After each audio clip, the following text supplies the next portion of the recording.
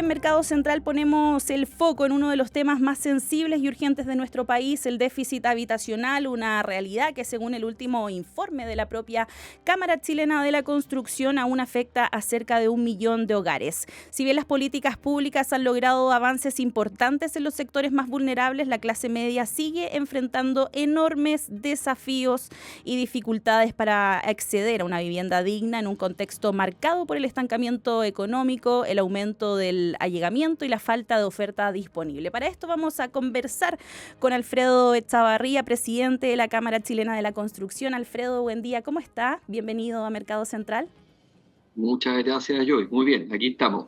Vamos a partir por el diagnóstico general de este informe que emite la Cámara Chilena de la Construcción, que estima que Chile necesita cerca de 980.000 viviendas para atender la demanda más urgente. ¿Dónde ve hoy los principales cuellos de botella para transformar este diagnóstico en obras concretas durante este año y el próximo? Bueno, a ver, primero la cifra es muy abultada, ha disminuido marginalmente, pero básicamente se mantiene en torno al millón de viviendas de necesidad. Esto incluye todo, incluye también las viviendas en campamento, toda la situación de las 120.000 familias que están viviendo en campamento, que obviamente requieren una solución, y también la gente de calle, pero es una cifra muy, muy abultada. Y el país no está construyendo lo que tenemos que construir para poder superar este déficit. Realmente, si bien el gobierno que está terminando hizo un esfuerzo por aumentar esa cifra y muy probablemente lleguen a la meta de las 260.000 viviendas, todavía son cifras muy lejanas a lo que pudo construir en el pasado Chile en materia de vivienda social. Llegamos a construir del orden de 90.000 viviendas por año, viviendas de interés social, y hoy día estamos en 60.000, ¿no? Entonces, todavía en ese ámbito falta.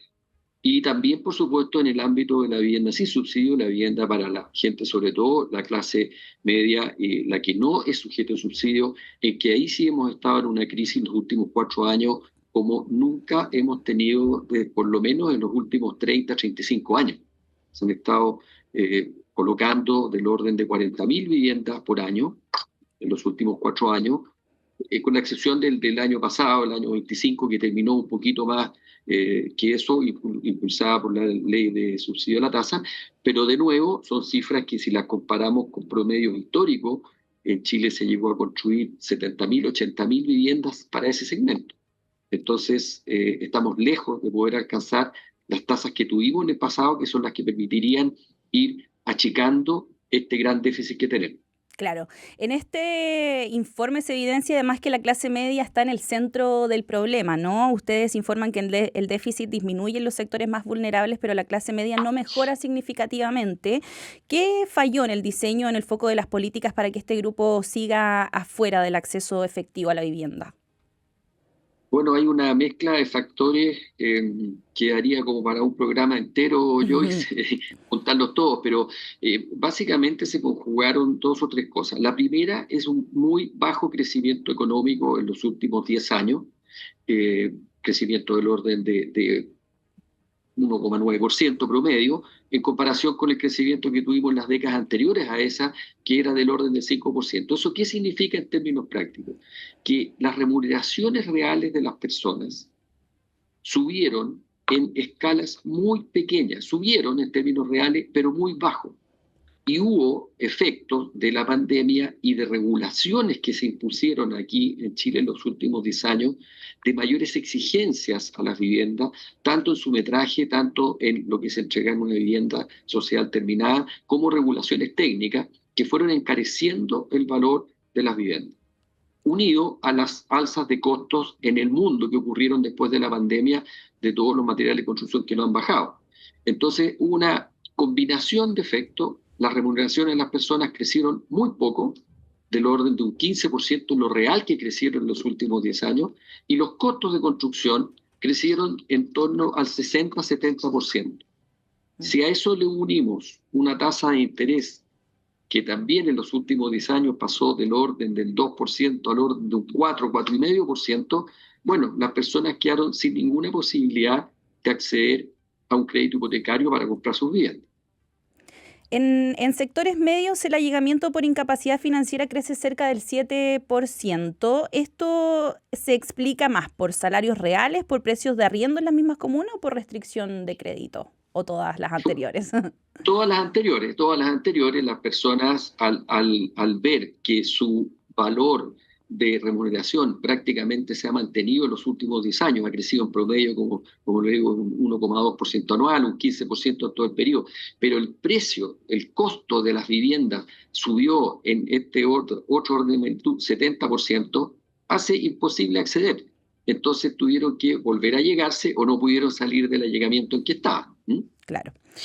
Hay una reducción marginal del déficit, un 10%. Este estudio habla de una baja marginal de este déficit habitacional. ¿Qué aprendimos de lo que sí funcionó en vulnerables, que es un 57% del total, y cómo se aplica sin relajar estándares ni tampoco la calidad? Bueno, ahí está el problema. El país ha tenido ya varios años de déficit fiscal, entonces no hay recursos para inyectarle más dinero a esos programas. Hay que buscar otros mecanismos. Ya lo que estamos destinando en vivienda, los montos han aumentado con respecto a lo que era hace 10, 15 o 20 años, pero debido a que los costos han subido y que hay mayores exigencias, se construyen menos unidades. Ujú. Entonces, de nuevo, si estuviéramos creciendo a tasas como crecimos históricamente hace 2 décadas o 3 décadas atrás, podrían haber recursos, pero hoy día no están. Estamos con déficit fiscal, una deuda externa muy alta y eso no va a cambiar en el corto plazo. Todo indica que hay expectativas para que volvamos a crecer, pero no es una cosa instantánea para este año, ¿no? Hagamos también un foco en las regiones. 8 de 16 regiones predomina el allegamiento por incapacidad financiera y en 7 la vivienda irrecuperable. Necesitamos estrategias regionales diferenciadas con meta y financiamiento propio en lugar de una sola política nacional. Bueno, eso se hace, ¿ah? En general se va focalizando, ¿no es cierto?, la disponibilidad en aquellas regiones que tienen mayores necesidades.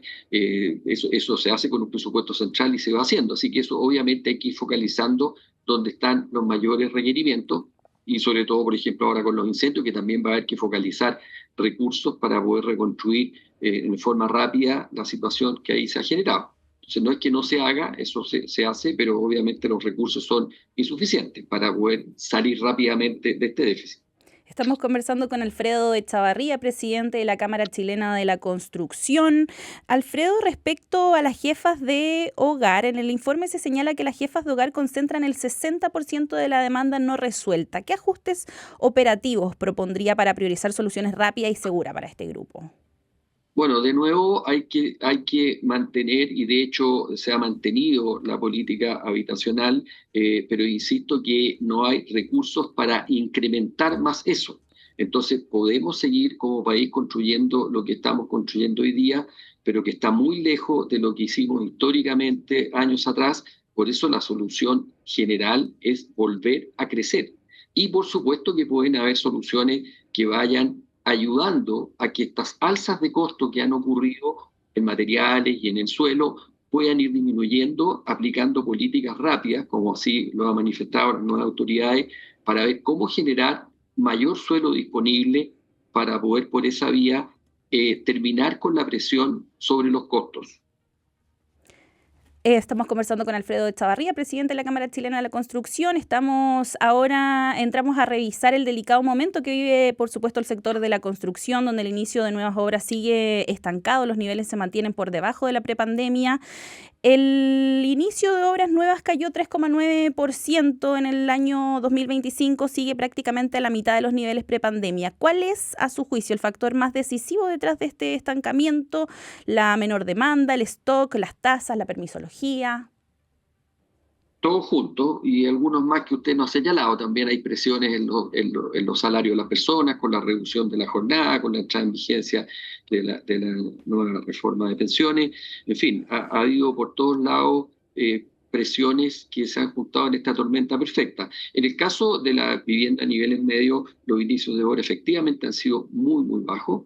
Tenemos una cifra reciente que todavía habla, pero de una crisis brutal. Los permisos de edificación del año pasado, del año 25, terminaron en orden de 8,9 millones de metros cuadrados. Eso va a tenerlo en perspectiva. Eso en los últimos, desde que hay registros desde el año 92, es la cifra más baja. El promedio histórico que tenía Chile es del orden de 14 millones de metros cuadrados. Eso con ninguna de las crisis que hemos tenido en los últimos 34 años han habido cifras como esta. Entonces eso habla de un dinamismo muy bajo. ¿Y qué se manifiesta esto en concreto? En que hay un stock de viviendas, de 108.000 viviendas, que están para ser entregadas, muchas de ellas cerca de la mitad, un poquito menos de la mitad, en condiciones de entrega inmediata, y otras en los próximos meses, con una velocidad de venta que llegó a estar del orden de 3 años en agotarse ese stock. Entonces eso inhibe el inicio de nuevas construcciones. Nadie parte una construcción de un nuevo edificio o de viviendas si es que no los va a poder vender cuando los termine. Entonces hay un stock muy grande, muy grande, y los precios y los costos, como le dije, han subido, tasa de interés más alta.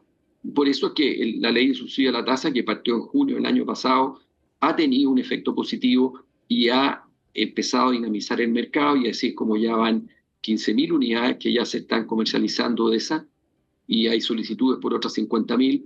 Por lo tanto, eso debiera, ya está moviendo eso, pero claramente frente al stock de 108.000 viviendas que hay hoy día, todavía es muy alto. Hay una información respecto a este tema que viene hace unos días en el Mercurio, donde iConstruye detecta un aumento del 16% en montos trazados por compras de maquinarias y equipamiento, una señal previa a una posible reactivación, ¿no? ¿Comparte esa expectativa para 2026 o cree que sin medidas más contundentes ese impulso se podría diluir? A ver, esa cifra de lo que pudimos ver de la información que salió y por otras que han salido hoy día, también hay algunas indicaciones al respecto, creemos que están fuertemente impulsadas por la gran inversión que viene en minería. Ya. Son equipos y equipos, hay uno de los índices que vi, uno de los subíndices que vi, hay mucho equipo industrial, calderas, muchas cosas de ese tipo. No es inversión en vivienda. Entonces, la crisis que hay hoy día es en vivienda. Nuestras cifras para este año 26 en cuanto a inversión en construcción no son malas, es un 5% lo que esperamos que crezca, lo cual, claro, se explica por el bajo nivel que hemos tenido en los últimos años, pero es un número positivo, pero explicado fundamentalmente por la inversión en minería y en energía. La inversión en construcción de viviendas sigue siendo todavía un cuello de botella y está muy bajo. Por eso creemos que hay que seguir aplicando una política que es para este momento de shock, una política de reactivación que genere empleo. Recordemos que es el sector que más empleo da desde la construcción de vivienda. Entonces hay que seguir aplicando una medida de shock, como es aumentar esta ley de subsidio a la tasa por algún monto y por un periodo acotado. Obviamente el país no puede vivir con subsidios permanentes, pero esta es una ley que tiene un costo muy bajo para el Estado frente a todos los otros efectos positivos de reactivar la economía y aumentar el empleo. Respecto al 2026, Alfredo Echavarría, usted ha advertido que todo va a depender de la velocidad de las ventas, las tasas hipotecarias, la economía, entre otros factores. ¿Qué riesgo corre la industria si esa extensión no ocurre? Bueno, el riesgo, más que el riesgo de la industria, la industria se adecúa, obviamente siempre cuando hay estas crisis, algunas empresas lamentablemente tienen que dejar de operar, pero en general las empresas se adecúan a esta baja actividad o en este caso muchas de ellas van a poder irse a otros mercados que sí están más activos. El riesgo más grave aquí no son las empresas, el riesgo más grave aquí es la gente que no tiene vivienda, que está viviendo en condiciones indignas, que está viviendo en campamentos, y el otro riesgo grande es el empleo. El empleo en nuestro sector es gravísimo. El desempleo en general, en Chile llevamos 3 años, 36 trimestres consecutivos con tasas del orden de 8,5%. En el sector construcción eso es un 11%. Y si lo medimos respecto a lo que deberíamos tener, aún con los crecimientos bajos que hemos tenido en los últimos 4 años, la tasa de cesantía en nuestro sector es cercana al 19%. Entonces, el riesgo grave, le insisto, es en las personas que no pueden acceder a vivienda y en el desempleo. Eso es lo grave que representa la gran crisis que está pasando el sector. Alfredo Echavarría, presidente de la Cámara Chilena de la Construcción. Me gustaría también preguntarle sobre las viviendas afectadas en la zona centro-sur de nuestro país debido a los incendios. Según el catastro del gobierno, son 4.547 hogares los que se vieron afectados en Ñuble, Biobío y la Araucanía, y un 90% de ellos tiene daño severo, incluso pérdida total. ¿Cuál es su diagnóstico al respecto en cuanto a la reacción y a lo que estamos viendo hoy en día, este cuello de botella también que fue mencionado por el propio presidente Gabriel Boric respecto a la instalación de viviendas de emergencia?